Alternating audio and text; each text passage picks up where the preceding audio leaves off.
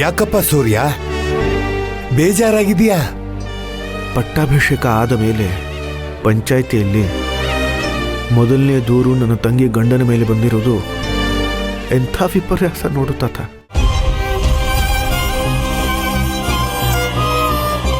ನಾನು ಪದ್ಮಿನಿಗೆ ಹೇಗೆ ಸಮಾಧಾನ ಹೇಳಬೇಕು, ಯಾವ ರೀತಿ ನ್ಯಾಯ ಒದಗಿಸ್ಬೇಕು, ಈ ವಿಚಾರದಲ್ಲಿ ಹೇಗೆ ತೀರ್ಪು ಕೊಡಬೇಕು ನನಗೊಂದೂ ಗೊತ್ತಾಗ್ತಾ ಇಲ್ಲ ತಾತ. ನೋಡಪ್ಪ ಸೂರ್ಯ, ನಮ್ಮನೆಗೆ ಒಂದು ಹೆಣ್ಮಗು ಕಣ್ಣೀರು ಹಾಕೊಂಡ್ಬಂದು ನ್ಯಾಯ ಕೇಳಿದಾಳೆ. ಇಂಥ ಸಂದರ್ಭದಲ್ಲಿ ನಾವು ನಮ್ಮನೆ ಹೆಣ್ ಬಗ್ಗೆ ಯೋಚನೆ ಮಾಡಬಾರ್ದು. ಆದಷ್ಟು ನ್ಯಾಯದ ಪರ ಇರಬೇಕು. ನೀನು ಸಾಕ್ಷಿಗಳನ್ನ ಪರಿಶೀಲಿಸಿ ಯಾರಿಗೂ ಮನಸ್ತಾಪ ಬರದೇ ಇರೋ ಹಾಗೆ ತೀರ್ಮಾನ ಕೊಡಬೇಕು.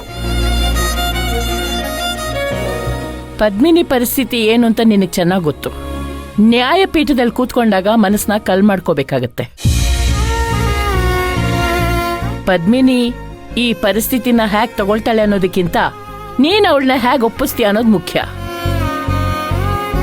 ಆ ಅಂಕಿತಾ ಕಾಳಿಂಗರಾಯರ್ ಮನೆಗೆ ಸೇರಿದಾಳೆ ಅಂದ್ರೆ ಅವ್ರ ಸಂಸಾರದಲ್ಲಿ ಏನಾದ್ರೂ ಸಮಸ್ಯೆ ಮಾಡೋದಕ್ಕೆ ಪ್ಲಾನ್ ಮಾಡೇ ಇರ್ತಾಳೆ. ನಕುಲ್ ತಪ್ಪು ಮಾಡಿದಾನೋ ಇಲ್ವೋ ನಮಗ್ ಗೊತ್ತಿಲ್ಲ, ಆದ್ರೆ ಈ ವಿಷಯದಲ್ಲಿ